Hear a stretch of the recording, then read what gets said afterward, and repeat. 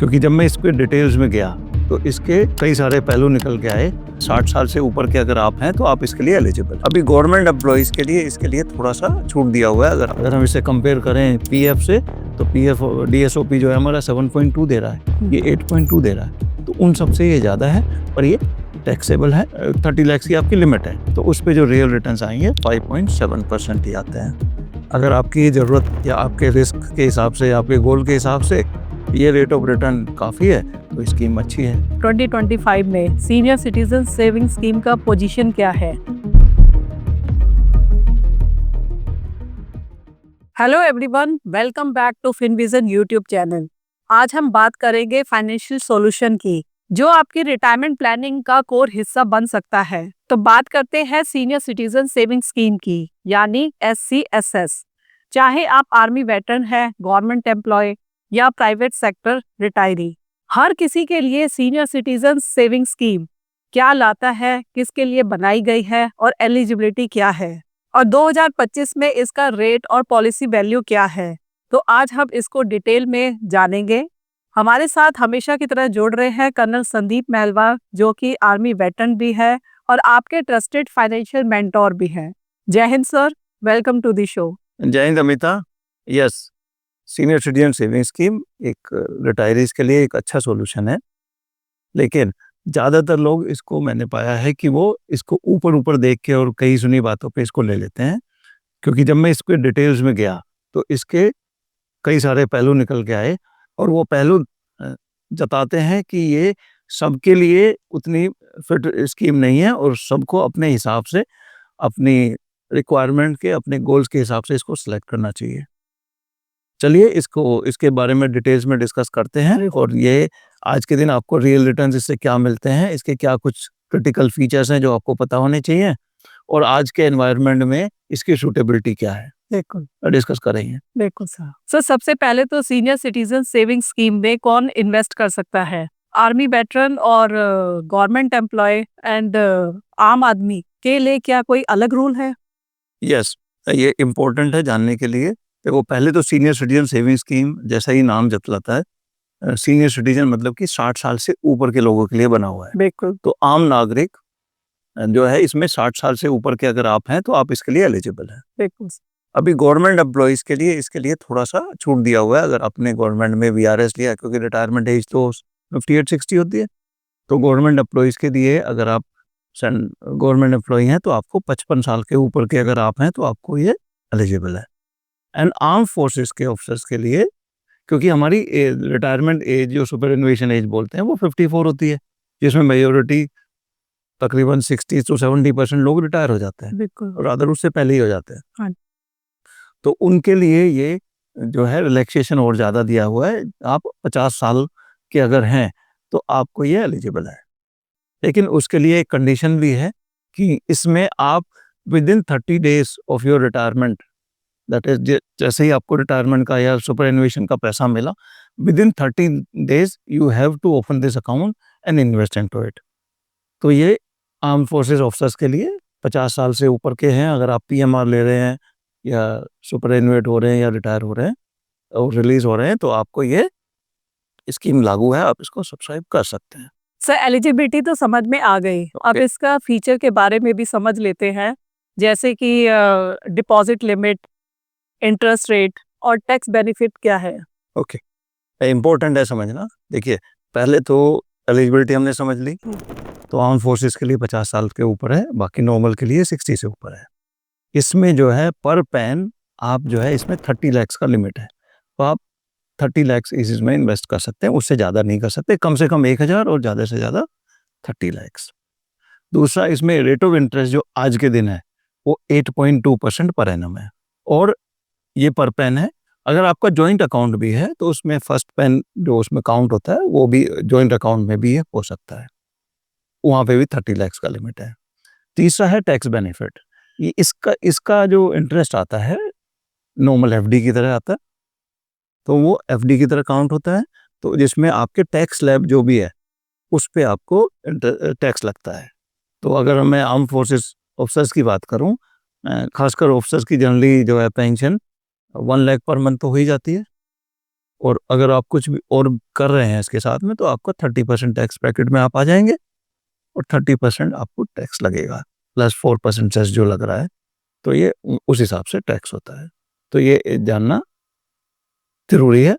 लेकिन across the board जो भी गवर्नमेंट की स्कीम्स हैं या गवर्नमेंट की जो भी डिपॉजिट स्कीम्स हैं, उनमें ये रेट ऑफ इंटरेस्ट सबसे ज़्यादा है। अगर हम इसे कंपेयर करें पीएफ से, तो पीएफ डीएसओपी जो है हमारा 7.2 दे रहा है, ये 8.2 दे रहा है, तो उन सबसे ये ज़्यादा है, पर ये टैक्सेबल है।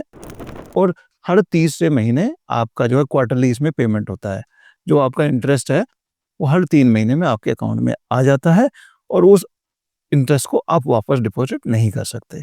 तो 8.2 पे अगर लगाएं, अगर आपने 30 लाख किया है तो 8.2 में आपको 2,46,000 आपको पूरे साल में आएंगे। उसका 2,46,000 का चौथा हिस्सा दैट इज 61,500 रुपये आपके अकाउंट में हर तीसरे महीने आ जाते हैं। जैसे ही आपका इंटरेस्ट का अमाउंट 50,000 से ज़्यादा होता है तो उसमें बैंक टीडीएस काट लेता है, और अदरवाइज आप at the end of the year you will have to pay the tax as per your slab. तो आपके अकाउंट में जो 61,500 रुपये हर 3 महीने में आ जाते हैं, उस पर आप साल के एंड में आप टैक्स एलिजिबल होगा, आपको टैक्स देना पड़ेगा। तो कुल मिला के आप तकरीबन 76,000 रुपीज़ इन ईयर आप टैक्स पे करेंगे। तो अगर 2,46,000 पूरे साल में आएगा, उसमें से तकरीबन 76,000 टैक्स में चला गया, तो आपको 1,70,000 के करीब आपका नेट रिटर्न मिलेगा आपको from the senior citizen saving scheme. Okay. और इस स्कीम में आप 5 साल की ये स्कीम होती है और उसको आप एक्सटेंड कर सकते हो बाय 3 ईयर्स, तो टोटल 8 ईयर्स के लिए आप इसमें इन्वेस्टेड रह सकते हो। तो अगर मैं इसको रिटर्न्स की बात करूं तो आपने जो है 8.2% मिल रहा है, उस पर आप जो भी आपका क्वार्टरली इंटरेस्ट आ रहा है या एनुअल आप जब टैक्स पे करेंगे तो कट कटा के आपको जो भी अमाउंट आएगा उसको आप वापस इसमें डिपॉजिट नहीं कर सकते 8.2 पे। तो उसको आपको आपके पास चॉइस होगा, अगर मैं 8 ईयर्स मुझे पैसे की ज़रूरत नहीं, अगर आपको पैसे की क्वार्टरली ज़रूरत है तो ये स्कीम आपका वो ज़रूरत पूरी कर सकती है। अगर आपको पैसे की ज़रूरत नहीं है तो आप इसको इन्वेस्ट करेंगे, तो अगर सीनियर सिटीजन में वो जा नहीं सकता तो आप उसको बरफोर्स आपने वो एबनॉर्मल एफडी में करना पड़ेगा, जहाँ 7-7.5% का आपके आज के दिन इंटरेस्ट मिलेगा। फिर वो उस इंटरेस्ट पे भी आपको टैक्स एलिजिबल होगा। तो अगर मैं इसका कैलकुलेशन करें तो अगले 8 साल में अगर किसी को पैसे की ज़रूरत नहीं है तो रियल रिटर्न्स उसके क्या है? तो रियल रिटर्न इसके जो है 5.7% ही आते हैं। अच्छा। तो देखने में तो 8.2 लगता है, बिल्कुल, लेकिन क्योंकि आप उसमें 30% टैक्स पे करते हो, 4% सेस देते हो, और उसके इंटरेस्ट को आप 8.2 में नहीं लगा सकते क्योंकि आपको 30 लाख की आपकी लिमिट है। तो उस पे जो रियल रिटर्न्स आएंगे 5.7% ही आते हैं। अगर आपकी ज़रूरत या आपके रिस्क के हिसाब से, आपके गोल के हिसाब से ये रेट ऑफ रिटर्न काफ़ी है तो स्कीम अच्छी है। दूसरा, इसमें 3 महीने में आपके पास क्वार्टरली पेमेंट आएगा ही आएगा। तो अगर आपको मंथ क्वार्टरली पेमेंट की ज़रूरत है तो स्कीम आपको बेस्ट सूट कर सकती है, नहीं तो आपने ऑल्टरनेटिव देखना चाहिए। दूसरा है, इसमें स्कीम तो 5 ईयर्स के लिए बनी है, तो इन ए वे लॉक इन हो जाता है। तो अगर आप रिटायर्ड हैं तो हो सकता है आपको लिक्विडिटी की ज़रूरत पड़े बीच में, फिर रिश्ते नाते आपके ग्रैंडसन है या बच्चे हैं, उनको पैसे की आपने गिफ्ट करना है, कुछ करना है, तो उस टाइम पे लिक्विडिटी अवेलेबल नहीं है। यस, कुछ क्लॉजेज में आप इसको ब्रेक कर सकते हो, लेकिन ब्रेक की हैवी पेनल्टीज हैं। तो 1 साल में तो आप ब्रेक कर ही नहीं सकते। 1 से 2 साल में अगर ब्रेक करेंगे तो आपको 1.5% की पेनल्टी लगेगी ऑन दी ग्रॉस अमाउंट। तो इन ए वे 50,000 रुपये के करीब आपको पेनल्टी लग गया। अगर आप 2 से 3 में करेंगे तो 1% पेनल्टी लगेगी और रेट ऑफ इंटरेस्ट भी कम हो जाएगा। तो ये पेनल्टीज है जो आपको पता होना चाहिए। तो कुल मिला के देखें तो स्कीम तो अच्छी है एंड बेस्ट स्कीम है गवर्नमेंट बैकिंग से, लेकिन ये जो खामियां हैं कि इंटरेस्ट आपको रेगुलरली आएगा, स्लैब पे टैक्स होगा, एंड देन इलिक्विडिटी है क्योंकि आप उसको बीच में ब्रेक नहीं कर सकते। ये जांच करके आप इन्वेस्ट करें, बिल्कुल आपके अगर आपको सूट करती है तो बिल्कुल करिए। सर, आपने फीचर्स जो बताए हैं वो काफ़ी अच्छे डिटेल में आपने बताए हैं।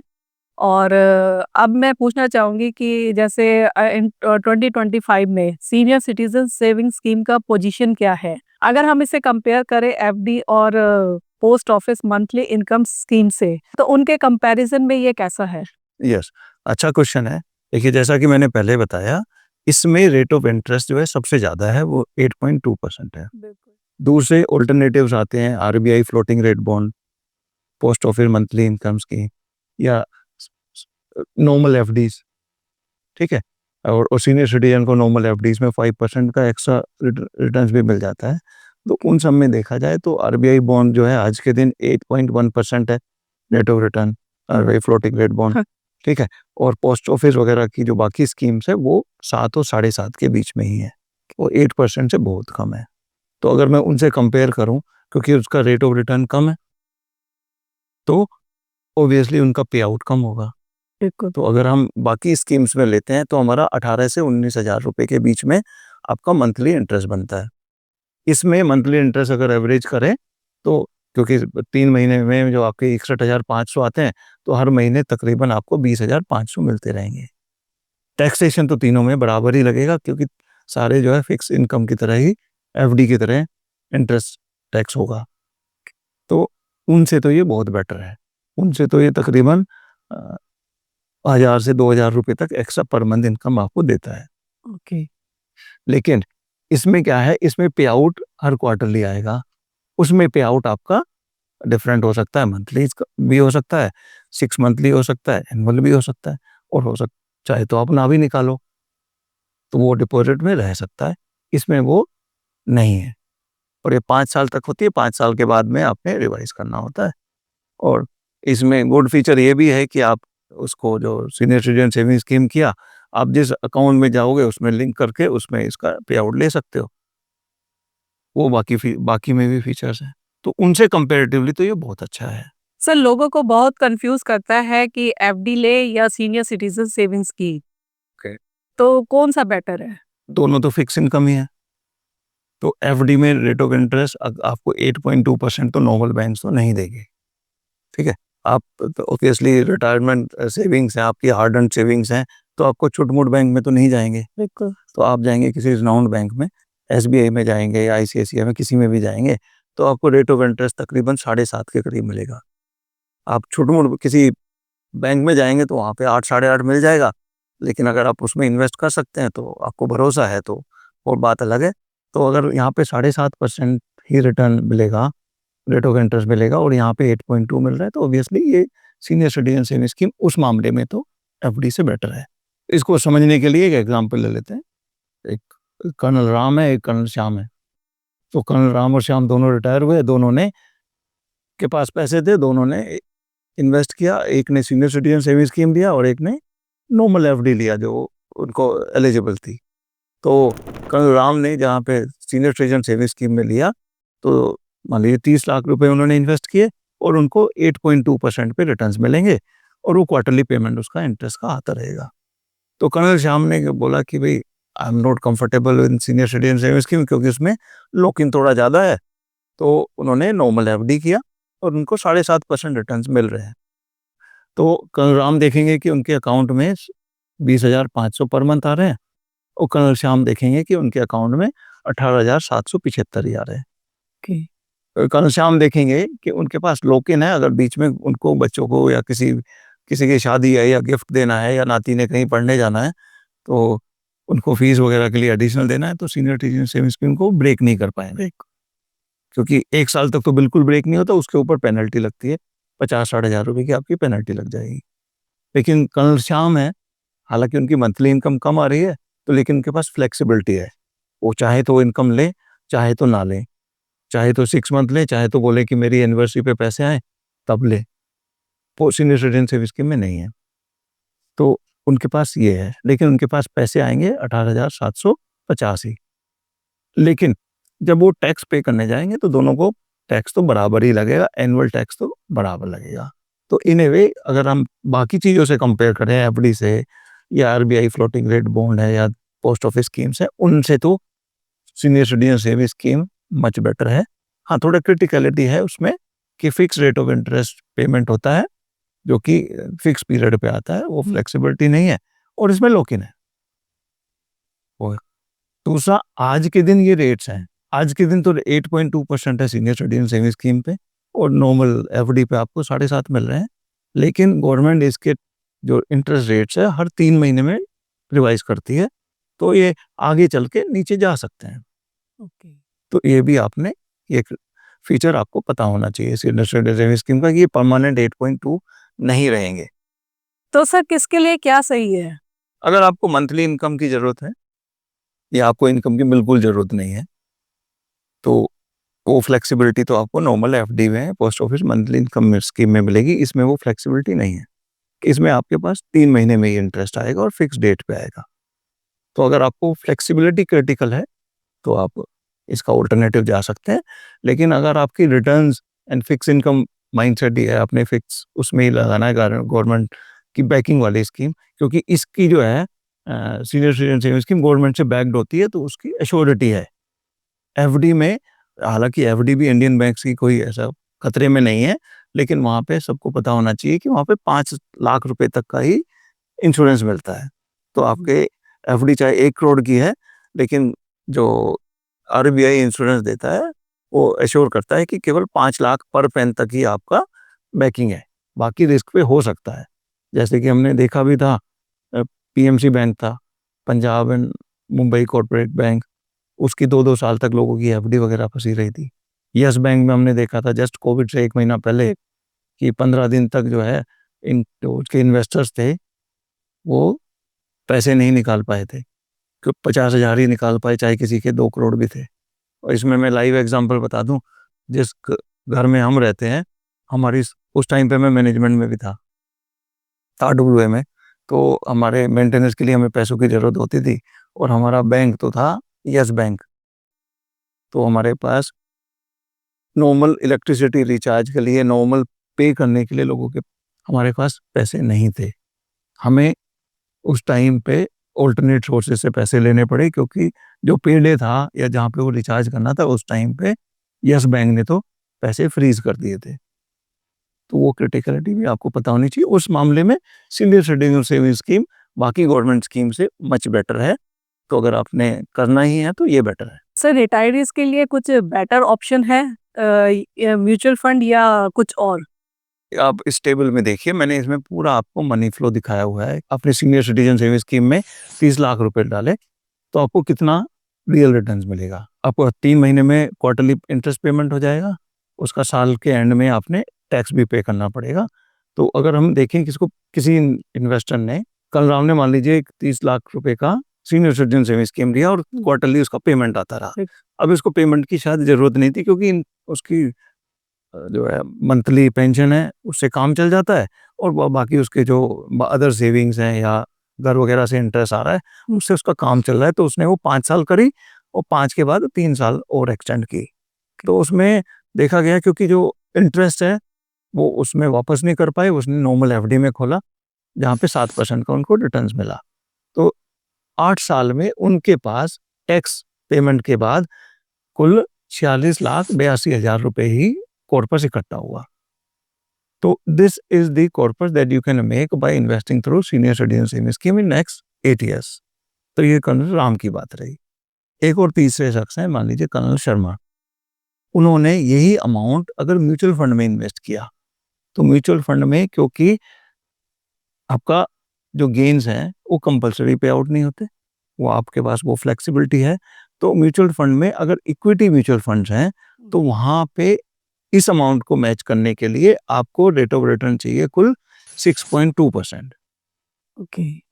तो जो सीनियर सिटीजन सेविंग स्कीम का 8.2% है, क्योंकि उसमें आपके टैक्स के हिसाब से स्लैब होता है और कंपलसरी पेमेंट होता है। तो ये म्यूचुअल फंड्स में, इक्विटी म्यूचुअल फंड्स में इसका ब्रेक इवन रेट है 6.2%, क्योंकि वहां पे आपको कुछ अमाउंट टैक्स फ्री मिलता है हर साल 1,25,000 और आपका टैक्स भी 12.5% लगता है। तो अगर उसने स्मार्टली इन्वेस्ट किया तो 6.2 पे आपका ब्रेक इवन है। तो अगर आपको भरोसा है कि आपके म्यूचुअल फंड्स आपको 6.2% से ज़्यादा रिटर्न्स दे सकते हैं, तो आप म्यूचुअल फंड में इन्वेस्ट करके इससे ज़्यादा फायदा उठा सकते हैं।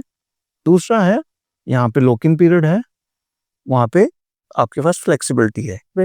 आप जब चाहो अपना कितना चाहो अमाउंट ले सकते हो, मंथली इनकम चाहिए ले सकते हो, इसमें वो फ्लेक्सिबिलिटी नहीं है। 6.2% से तो ज़्यादा जनरली लोगों ने रिटर्न्स दिए ही हैं, तो कर्नल शर्मा ने ऑब्वियसली ज़्यादा रिटर्न्स कमाए होंगे और आगे भी शायद कमाएंगे, लेकिन मार्केट की वॉलेटिलिटी उन्होंने सहन करनी पड़ेगी, क्योंकि उनको पैसे की जरूरत नहीं है, ना तो राम को जरूरत है ना कर्नल शर्मा को। तो colonel Sharma will be much better off in case his returns are more than 6.2%। Temporarily या शॉर्ट पीरियड में वॉलेटिलिटी हो सकती है मार्केट की, लेकिन लॉन्ग टर्म 5-8 साल में तो ब्रेक इवन हो ही जाता है और बेटर ही हो जाता है। तो उस हिसाब से colonel Sharma will be much better, that is investing in mutual funds can give you more flexibility and better returns. लेकिन गलती ये ना करें कि आपने सीनियर सिटीजन सेविंग स्कीम में नहीं लगाया और उसके बदले में आपने डेट फंड में लगा लिया। वहाँ पे ध्यान रहे कि वहाँ पे भी as per your tax slab interest tax होता है, जो गेन्स होते हैं आपके, तो वहाँ पे ये ब्रेक इवन तकरीबन 7.95% पे आएगा। तो वो ना करें, करें तो इक्विटी म्यूचुअल फंड में जाए, इक्विटी बेस्ड म्यूचुअल फंड में जाए जहाँ पे ब्रेक इवन 6.2 है। आर्बिट्राज फंड भी हो सकते हैं, हाइब्रिड फंड हो सकते हैं, वहाँ पे जाएं, डेट में तो ना जाएं।